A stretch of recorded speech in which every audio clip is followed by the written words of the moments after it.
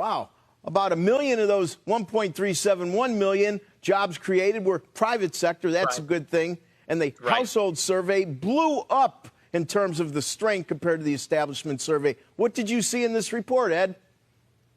I see this as an almost perfect report. It is actually quite surprising to have such general employment growth that's continued at this point in the recovery.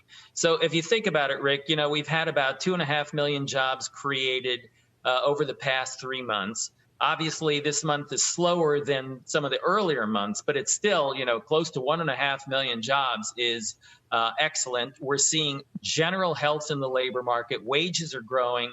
Hours of work are growing by 1/10 of an hour, which is also a good sign.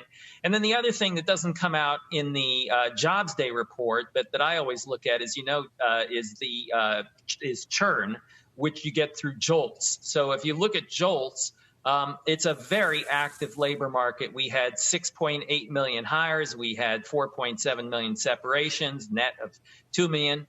And that's great. That's just great news. The other final point I would make, you know, I always look at the employment to population ratio as opposed to the unemployment rate because it cuts through all the stuff about discouraged workers and who's in the labor force and who's out of the labor force and who's forced to work temporarily, part-time, and so forth.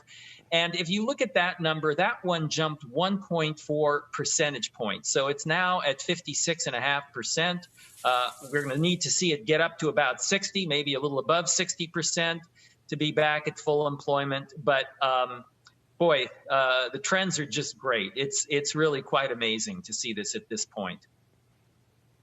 Yes, and that EPOP, by the way, is up 4 months in a row after the lows were established, of course, in March. Now, let's move ahead a bit.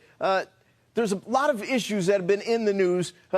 China, for example. Are they going to basically forsake Treasuries? This is out there. My answer to that is always the same, Ed. It's the most profitable position they probably have ever had in their portfolio. Your thoughts? Yeah, you know, I doubt they would do that. And my data on this goes back quite a few years. We did a study when I was head of the Council of Economic Advisors to see what would happen if China dumped all of their treasuries. It was a smaller position then than it was now, but it cost about 30 basis points, surprisingly, only 30 basis points. And the reason is that the market for U.S. treasuries is extremely thick. So that means that the prices, the rates are not going to vary all that much. But I agree with you. I mean, I just don't see that as something in the near future. It would be a pretty dramatic move on their part, and it would be cutting off their nose to spite their face. Now, the other big topic of the day is debt to GDP, up over 100%. Your thoughts? Well, you know, of course, we don't like to see that. I don't focus on the debt. I actually focus on the spending side. And the reason is debt is the difference between spending and taxes. Now, you could cut the debt by raising taxes dramatically, but if you're still spending a lot of money, that's not going to help the economy. So if we cut the debt by raising taxes right now to cover those expenditures, that would be even worse. What we have to worry about is long-term spending. Now, I'm with you.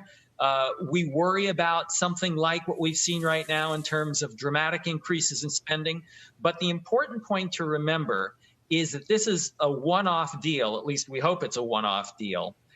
It is not a change in the trajectory of spending. So the most dangerous effect of spending on growth rates is when you have a change in the trajectory. That is when the spending growth rate goes up and continues to grow up in the near future. This is basically a shift in the curve. Not great, not something we want to see, but nowhere near as pernicious as a situation where we've actually tilted the curve upwards. So, you know, I'm not saying we don't have to worry about it, but it's less of a concern than it would be if it were something like a huge increase in entitlements and that's going to go up forever.